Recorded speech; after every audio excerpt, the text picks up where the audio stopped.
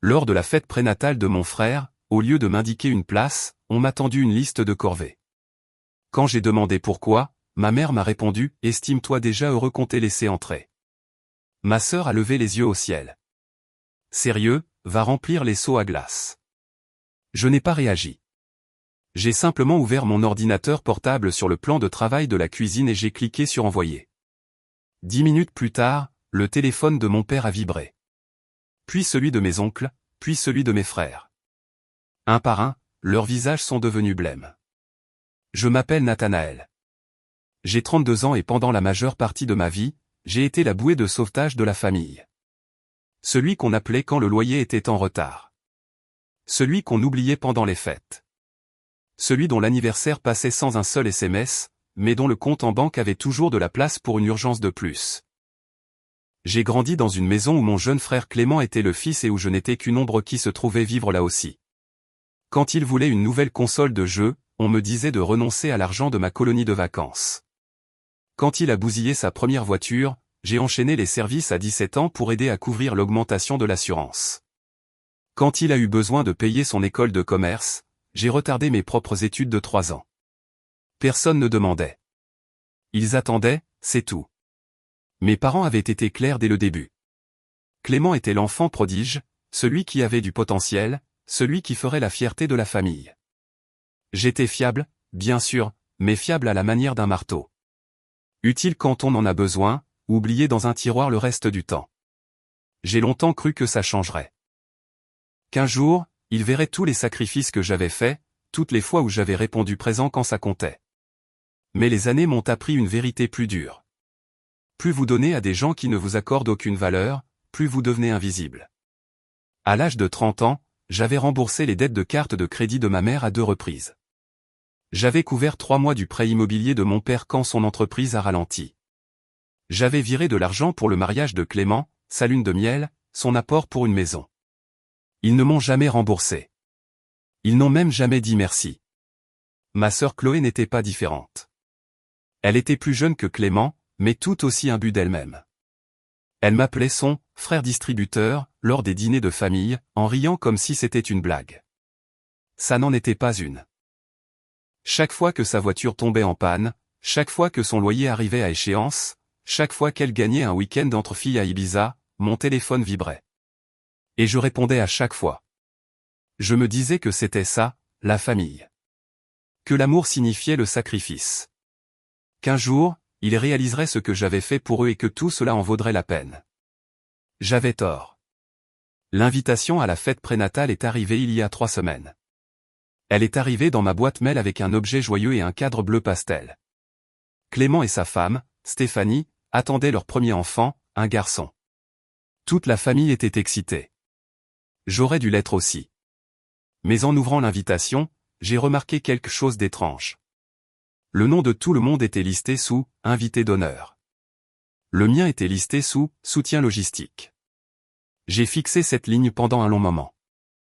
Soutien logistique, pas famille, pas invité.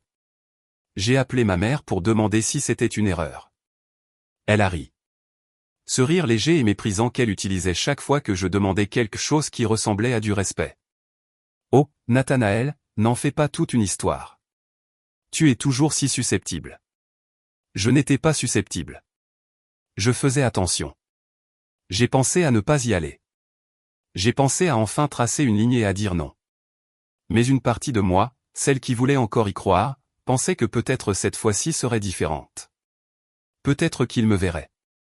Peut-être que je compterais. Alors j'y suis allé. La maison était magnifiquement décorée.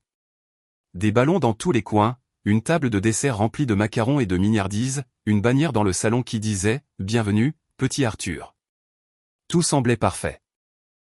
Je suis entré par la porte d'entrée, tenant un sac cadeau avec un babyphone soigneusement choisi et une carte écrite à la main. J'avais passé 2 heures à le choisir. Je voulais que ce soit significatif. Le salon était plein. Tantes, oncles, cousins, amis de la famille. Ils riaient, discutaient, tenaient des assiettes de petits fours. Je reconnaissais la plupart d'entre eux. Quelques-uns m'ont fait un signe de tête. La plupart non. J'ai cherché un endroit pour m'asseoir. Chaque chaise était prise. Chaque place sur le canapé était occupée. Je suis resté là, maladroitement, tenant mon cadeau, attendant que quelqu'un me fasse de la place. Personne ne l'a fait. Ma mère m'a repéré de l'autre côté de la pièce. Elle portait une robe lavande et tenait une coupe de champagne. Elle s'est approchée avec un sourire qui n'atteignait pas ses yeux. « Nathanaël, tu es venu. » « Bien sûr. » Elle a jeté un coup d'œil au sac cadeau dans ma main, puis a regardé au-delà de moi vers la cuisine. « Super. Écoute, on a besoin d'un coup de main pour l'organisation. Il y a une liste sur le plan de travail. Tu peux t'en occuper ? » J'ai cligné des yeux. « Une liste ? » Oui. Juste quelques petites choses. Remplir les seaux à glace, réapprovisionner le bar, sortir les poubelles. Tu sais, les choses habituelles. Je l'ai dévisagé. Maman, je suis un invité. Son sourire s'est crispé. Estime-toi déjà heureux qu'on t'ait laissé entrer, Nathanaël. Ne commence pas, les mots m'ont frappé comme une gifle. J'ai ouvert la bouche pour répondre, mais ma sœur Chloé est apparue à côté d'elle, levant les yeux au ciel de manière théâtrale. Sérieux, Nathanaël, va remplir les seaux à glace. On en manque. Elle s'est retournée et s'est éloignée avant que je puisse dire quoi que ce soit. Je suis resté là, figé. Autour de moi, la fête continuait. Les rires, la musique, le tintement des verres. Personne n'a remarqué la scène qui venait de se produire. Personne ne s'en souciait. Je suis entré dans la cuisine. La liste était scotchée sur le plan de travail, écrite de la main de ma mère. Il y avait 12 points, 12 tâches. Mon nom était écrit en haut en grosses lettres. J'ai posé le sac cadeau sur le comptoir. J'ai regardé la liste. J'ai regardé les gens dans le salon qui célébraient, mangeant de la nourriture que j'avais probablement aidé à payer d'une manière ou d'une autre, et quelque chose en moi a craqué. Pas de colère, pas de tristesse, de la lucidité. J'ai sorti mon ordinateur portable de mon sac.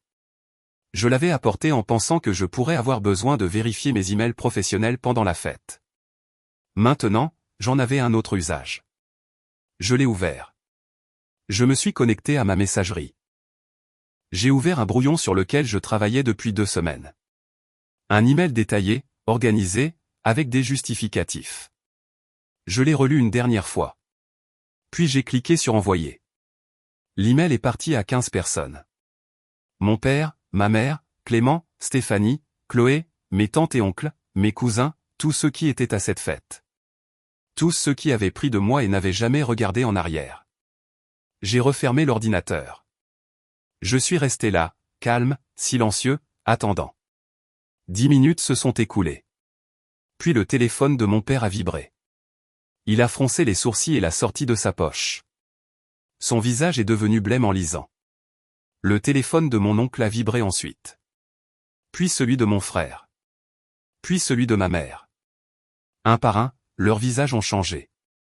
La couleur s'est drainée. Les sourires ont disparu. Je n'ai pas bougé. J'ai juste regardé.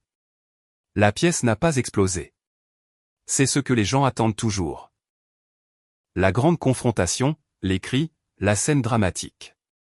Mais ce n'est pas ce qui s'est passé. Au lieu de cela, il y a eu un silence.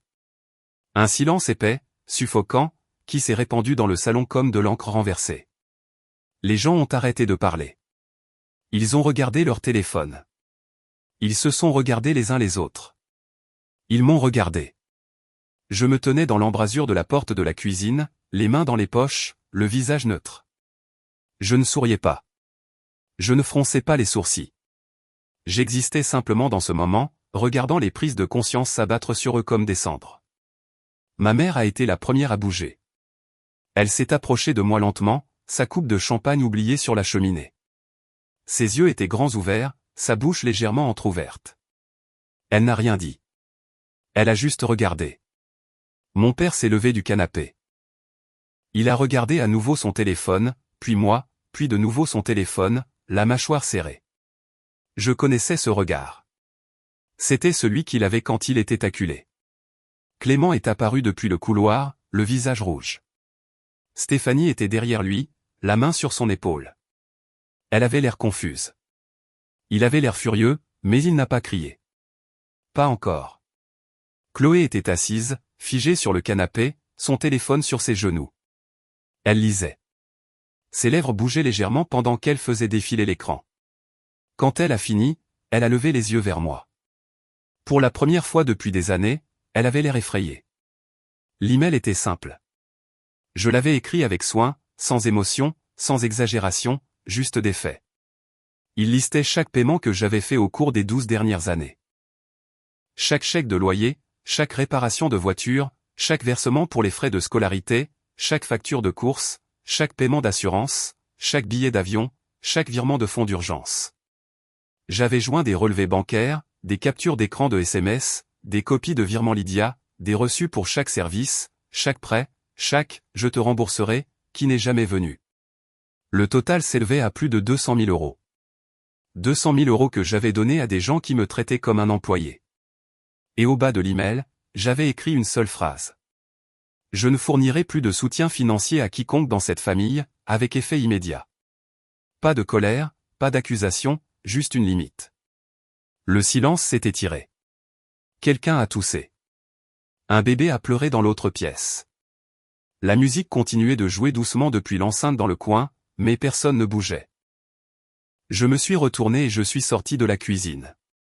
J'ai ramassé mon sac cadeau sur le comptoir. J'ai traversé le salon, passant devant les visages figés, les gâteaux à moitié mangés, la bannière souhaitant la bienvenue à un bébé que je ne rencontrerai probablement jamais. J'ai ouvert la porte d'entrée et je suis parti. Les appels ont commencé cette nuit-là. Mon téléphone a vibré encore et encore. SMS, messages vocaux, appels manqués. Je les ai tous ignorés.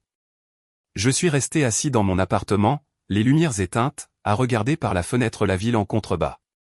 Je me sentais étrange, ni en colère, ni triste, juste vide, comme si j'avais enfin déposé un poids que je portais depuis si longtemps que j'avais oublié ce que c'était que de se tenir droit. Le premier message vocal était de ma mère. Nathanaël, il faut qu'on parle. Rappelle-moi. Sa voix était tendue, contrôlée. Elle ne s'excusait pas. Elle gérait la situation. Le deuxième était de Clément. C'est quoi ce délire, mec? Tu nous as affichés devant tout le monde. C'est n'importe quoi. Toujours pas d'excuses, juste de l'indignation. Le troisième était de Chloé. Tu fais ça sérieusement? Tu vas tout gâcher pour un stupide email. Je les ai tous supprimés. Le lendemain matin, je me suis réveillé avec 43 nouveaux messages. Je les ai parcourus. La plupart étaient des variations de la même chose. Tu réagis de manière excessive. On est une famille. Comment as-tu pu faire ça? Tu es égoïste. Aucun d'eux ne disait désolé. Je me suis fait un café. Je me suis assis à ma table de cuisine. J'ai ouvert mon ordinateur et j'ai vérifié mes comptes en banque. Pour la première fois depuis plus de 10 ans, il n'y avait aucun virement en attente, aucun prélèvement automatique pour quelqu'un d'autre que moi, aucun rappel pour envoyer de l'argent pour l'urgence de quelqu'un d'autre. C'était surréaliste. Vers midi, mon père a appelé. J'ai laissé le répondeur.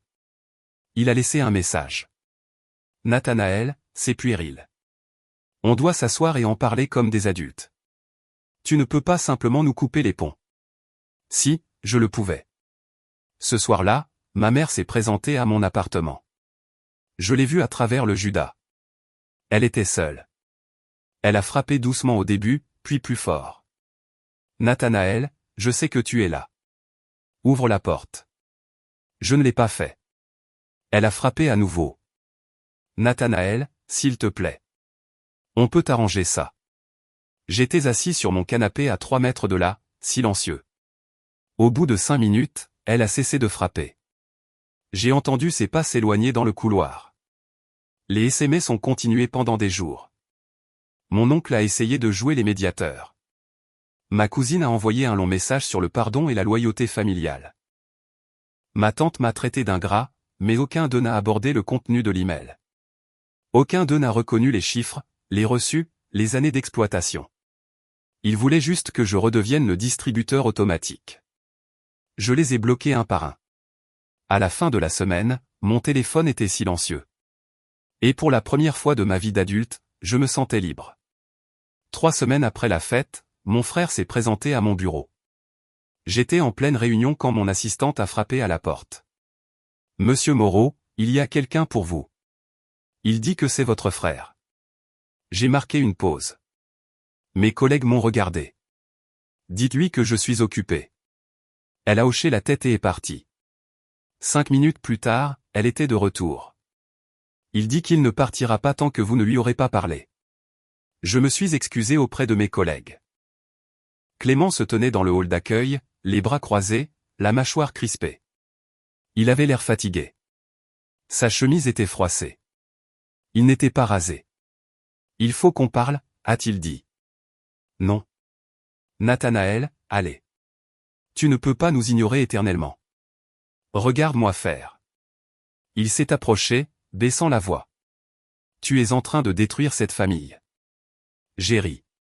Un vrai rire. Ça nous a surpris tous les deux. Moi, je la détruis. Clément, je l'ai maintenu à flot pendant des années. En nous jetant de l'argent à la figure pour ensuite jouer les martyrs. En soutenant des gens qui n'ont jamais dit merci une seule fois. Son visage s'est tordu. On ne t'a pas demandé de faire ça. Si, vous l'avez fait. Chaque fois que tu m'as appelé pour le loyer, pour les mensualités de la voiture, pour ton mariage, pour ta maison, tu l'as demandé. C'est ce que la famille fait. Non, c'est ce que moi, j'ai fait. Et c'est terminé. Il m'a fixé, respirant fort. Un instant, j'ai cru qu'il allait peut-être s'excuser, qu'il allait enfin comprendre. Mais il a secoué la tête. Tu es égoïste. Et arrogant. Maman pleure tous les soirs à cause de toi. Alors peut-être qu'elle aurait dû me traiter comme un fils au lieu d'un chéquier. Sa mâchoire s'est contractée.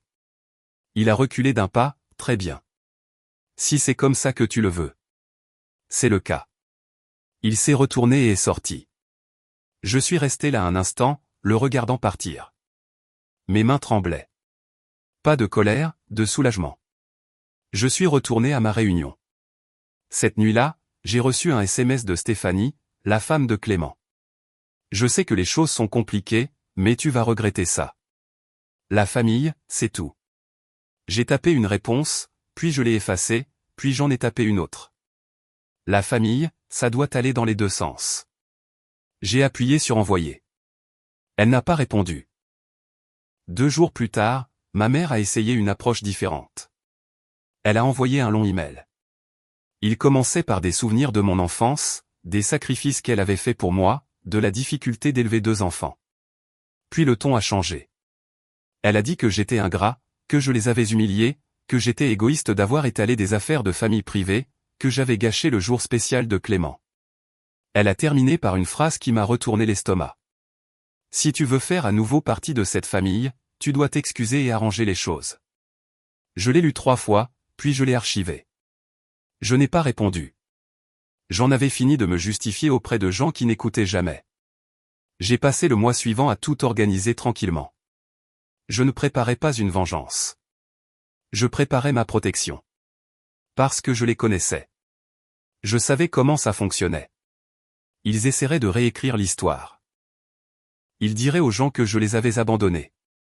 Que j'étais amer et cruel. Que j'avais tourné le dos à ma famille sans raison. Alors, j'ai rassemblé des preuves. J'ai sorti tous les relevés bancaires des 12 dernières années. Je les ai imprimés. J'ai surligné chaque virement, chaque paiement, chaque prêt qui n'avait jamais été remboursé. J'ai parcouru mes SMS. J'ai pris des captures d'écran de chaque demande d'argent, chaque tentative de culpabilisation, chaque promesse de me rembourser. J'ai parcouru mes emails.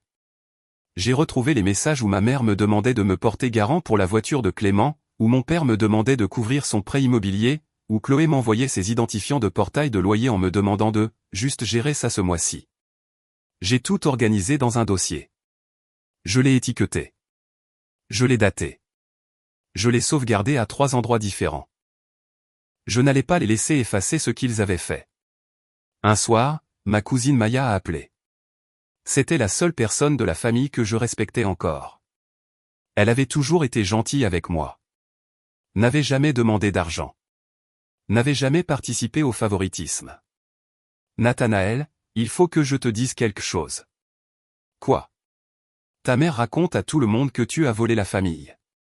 Je suis resté immobile. Quoi? Elle dit que tu as pris de l'argent sur le compte de l'entreprise de ton père sans permission. Que tu inventes ces paiements pour couvrir tes traces. Ma mâchoire s'est crispée. Ce n'est pas vrai. Je sais, mais les gens commencent à la croire. Qui? Tes tantes. Certains cousins. Ils disent que tu mens sur les montants, que tu essaies de leur donner une mauvaise image.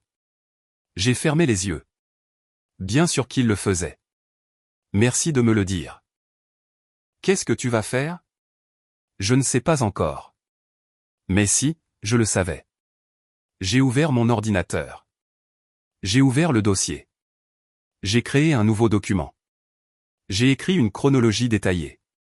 Chaque paiement, chaque demande, chaque promesse non tenue. J'ai inclus des captures d'écran. J'ai inclus des relevés bancaires. J'ai inclus des SMS avec des horodatage. Puis j'ai écrit une lettre d'accompagnement. Elle était calme, professionnelle, factuelle. Elle expliquait que j'avais soutenu financièrement ma famille pendant plus d'une décennie. Que je n'avais jamais demandé de remboursement. Qu'on m'avait traité avec un manque de respect malgré ma générosité. Que je n'étais plus disposé à continuer. J'ai terminé par une simple déclaration. J'ai tout documenté. Si mon nom est calomnié ou si mon caractère est attaqué, je rendrai cette documentation publique. Je ne l'ai pas encore envoyée. Je l'ai sauvegardée. J'ai attendu. 2 jours plus tard, mon père a laissé un message vocal. Nathanaël, ta mère est très contrariée. Elle dit aux gens que tu nous as volés. Je ne crois pas ça, mais tu dois avouer ce que tu as fait. Rappelle-moi. Je n'ai pas rappelé. J'ai ouvert l'email. J'ai joint la documentation complète. J'ai ajouté 15 personnes à la liste des destinataires et j'ai cliqué sur envoyer. Cette fois, j'ai inclus tout le monde. La famille élargie, les amis de la famille, les gens qui avaient été à la fête, les gens qui avaient murmuré dans mon dos. Je me suis assuré qu'ils voient la vérité. Toute la vérité. La réponse a été immédiate. En moins d'1 heure, mon téléphone a explosé. Mais cette fois, les messages étaient différents. Ma tante Sharon m'a envoyé un SMS. Je n'avais aucune idée. Je suis tellement désolé. Mon cousin Jake a appelé. Nathanaël, je viens de tout lire. C'est dingue. Je n'arrive pas à croire qu'il t'ait fait ça. Même des gens à qui je n'avais pas parlé depuis des années m'ont contacté. J'ai toujours senti que quelque chose clochait. Ta mère te doit des excuses. Tu mérites mieux que ça. Mais les réponses les plus fortes sont venues de ma famille immédiate. Ma mère a appelé 16 fois en 2 heures. Je n'ai pas répondu. Elle a laissé un message vocal, la voix tremblante. Nathanaël, comment as-tu pu faire ça?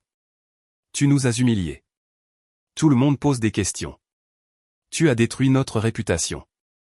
Pas des excuses, une plainte. Clément a envoyé un SMS furieux. Tu es mort pour moi.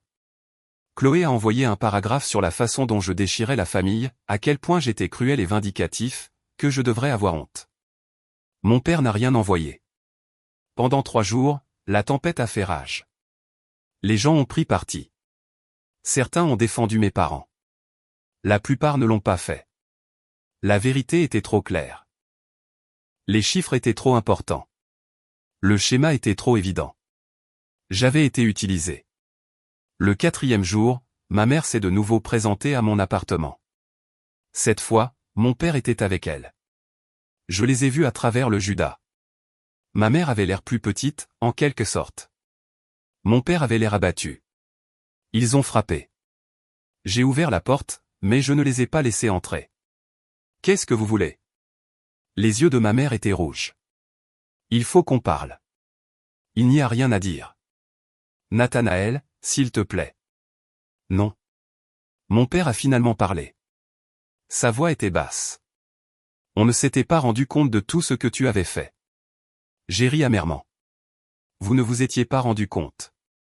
Papa, je t'ai envoyé un tableur Excel. Tu as vu les chiffres. Je sais, mais... Mais quoi? Tu pensais que j'exagérais? Tu pensais que je mentais? Ma mère s'est avancée. On ne voulait pas abuser de toi.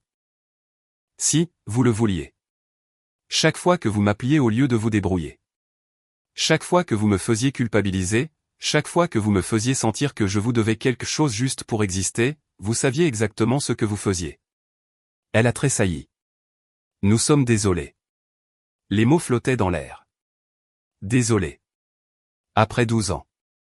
Après 200 000 euros. Après une vie passée à être invisible. Désolé. Je les ai regardés tous les deux. Ma mère qui avait toujours choisi Clément plutôt que moi. Mon père, qui avait toujours été trop occupé pour remarquer. C'est trop tard. Nathanaël, nous sommes tes parents. Non. Vous êtes les gens qui m'ont élevé. Il y a une différence. Le visage de mon père s'est durci. Tu vas le regretter. Je regrette déjà d'avoir perdu 12 ans avec des gens qui ne m'ont jamais accordé de valeur. J'ai reculé et j'ai fermé la porte. Ils ont frappé à nouveau. Ils ont appelé mon nom. Je suis allé dans ma chambre, j'ai mis mes écouteurs et j'ai allumé la musique.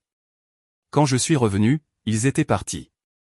Ce soir-là, j'ai reçu un SMS de Clément. Stéphanie m'a quitté. J'ai fixé le message. Puis un autre est arrivé.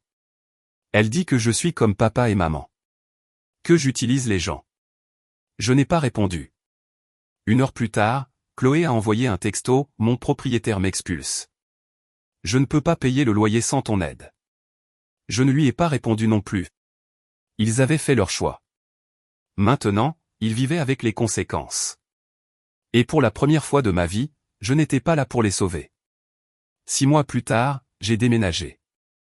J'ai trouvé une petite maison à 2 heures de Lyon.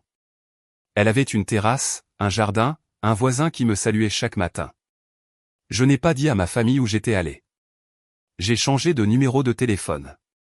J'ai désactivé mes réseaux sociaux. J'ai recommencé à zéro. Au début, c'était étrange. Le silence, l'absence de crise, le manque d'appels frénétiques et de SMS d'urgence. Mais lentement, je me suis adapté. J'ai commencé à aller à la salle de sport le matin. J'ai rejoint un club de lecture. J'ai adopté un chien, un corneau hirsute nommé Charlie qui me suivait partout. Je me suis fait de nouveaux amis, des gens qui ne connaissaient pas mon histoire, des gens qui m'appréciaient pour qui j'étais, pas pour ce que je pouvais leur donner. J'ai eu une promotion au travail. J'ai économisé de l'argent. J'ai voyagé. Je suis allé dans des endroits que j'avais toujours voulu voir mais que je n'avais jamais pu me permettre parce que j'étais trop occupé à financer la vie de quelqu'un d'autre. J'ai envoyé ma nouvelle adresse à ma cousine Maya. C'était la seule avec qui j'étais resté en contact. Elle est venue me voir une fois, a apporté du vin et des plats à emporter, et nous sommes restés assis sur ma terrasse à discuter jusqu'à minuit. « Comment tu te sens ?» m'a-t-elle demandé. « Libre », ai-je répondu, et je le pensais. Parfois, je me demandais ce qu'il devenait. Ce que devenaient Clément et son bébé, Chloé et sa vie, mes parents et s'ils avaient vraiment compris un jour ce qu'ils avaient fait. Mais je ne les ai pas contactés. Je n'ai pas vérifié leurs réseaux sociaux. Je n'ai pas demandé de nouvelles à Maya. Je les ai laissés partir. Un soir, j'ai reçu une lettre par la poste. C'était de ma mère. J'ai failli la jeter, mais je l'ai ouverte. À l'intérieur, il y avait une seule page, manuscrite. Nathanaël, je sais que tu ne liras probablement pas ceci, mais j'ai besoin de le dire quand même. Tu avais raison. Nous avons profité de toi. Nous t'avons traité comme si tu ne comptais pas. Et je suis désolé. Je sais que ça ne suffit pas. Je sais que je ne peux pas effacer des années de douleur, mais j'espère qu'un jour tu pourras nous pardonner. Je t'aime, maman. Je l'ai lu 2 fois, puis je l'ai plié, je l'ai remise dans l'enveloppe et je l'ai placée dans un tiroir. Peut-être qu'un jour je leur pardonnerai, mais pas aujourd'hui. Aujourd'hui, j'avais une vie à vivre, une vie qui était la mienne, une vie où je n'étais pas invisible. Je me suis servi un verre de vin. Je me suis assis sur ma terrasse avec Charlie à mes pieds. J'ai regardé le soleil se coucher sur les arbres. Et pour la première fois depuis aussi longtemps que je pouvais m'en souvenir, je me suis senti en paix. J'avais passé tant d'années à essayer de mériter l'amour de gens qui n'allaient jamais me le donner. J'apprenais maintenant à me donner cet amour à moi-même, et c'était suffisant.